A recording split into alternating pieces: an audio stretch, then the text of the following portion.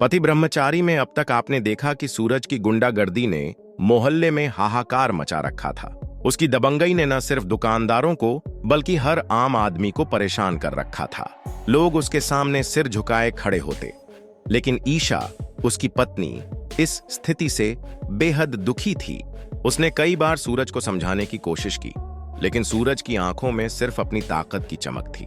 उसे यकीन था कि डराने से ही असली ताकत मिलती है, लेकिन ईशा जानती थी कि असली ताकत डर फैलाने में नहीं, बल्कि लोगों का भरोसा जीतने में होती है।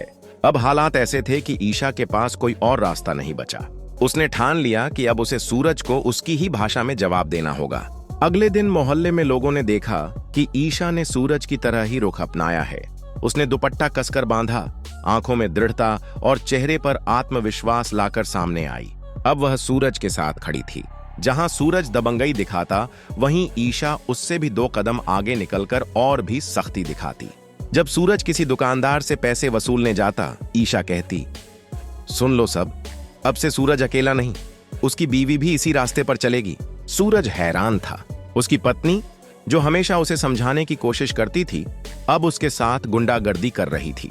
घर के लोग भी इस बदलाव को देखकर चौंक गए, खासकर ईशा के ससुर, जिन्होंने कभी नहीं सोचा था कि उनकी बहू ऐसा कदम उठाएगी। लेकिन उन्होंने ईशा को अच्छी तरह से जाना था और समझा कि यह सब सूरज की भलाई के लिए है।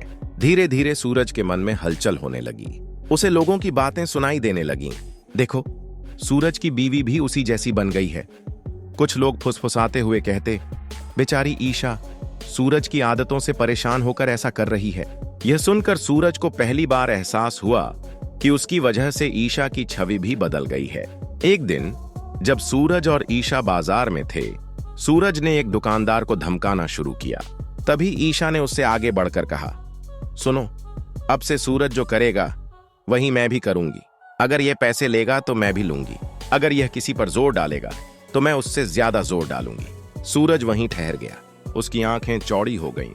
उसे पहली बार समझ आया कि अगर उसकी पत्नी भी इसी राह पर चली गई तो उनकी जिंदगी बर्बाद हो जाएगी। ना इज्जत बचेगी, ना समाज में मान सम्मान। तभी उसे अपने पिता की बातें याद आईं, जब वे कहते थे, बेटा, दबंगई से नहीं, नेक दिल होकर लोग जीते जाते हैं। सूरज के दिल में पछतावा जाग उठा। इसी तरह की वीडियो एपिसोड देखने के लिए हमारे चैनल को सब्सक्राइब करके बेल आइकॉन को प्रेस जरूर कर दे, ताकि आने वाले वीडियो की इंफॉर्मेशन मिल सके।